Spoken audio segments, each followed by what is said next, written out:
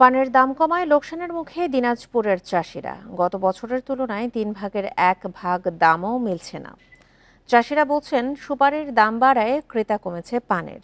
লোকসান ঠেকাতে প্রণোদনা ও রপ্তানির উদ্যোগ নেওয়ার আহ্বান তাদের। বংশ পরম্পরায় পান চাষ করে আসছেন দিনাজপুরের অনেক চাষি। আগে পান চাষের লাভ হলেও এবারের চিত্র ভিন্ন। চাষিরা বলছেন গত বছর 1 পোয়া পান 2000 টাকায় বিক্রি হলেও এবছর দাম নেমেছে 800 টাকায়।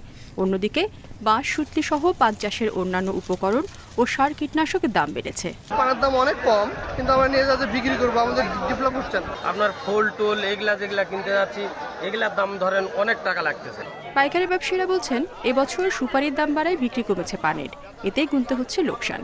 পান নিয়ে আসলে পরে কোনো দামই থাকে না, পাইকার ভিড়ে না। 2000-এ পান 500 টাকা দাম বলে। সুপারির দাম বেশি হওয়ার কারণে সঠিক পরিমাণে সুপারিও মনে করেন দিতে পারছে না এবং দোকানে সেলও সেরকম হচ্ছে না। এই সেল কম হওয়ার কারণে ওই যেমন সাধারণ দোকানদারেরাও পান কম কিনতেছে। ক্ষতি পুষিয়ে নিতে আর্থিক প্রণোদনা ও পান রপ্তানির দাবি জানিয়েছেন চাষিরা। এ বিষয়ে পদক্ষেপ নেওয়ার আশ্বাসও দিয়েছে কৃষি বিভাগ।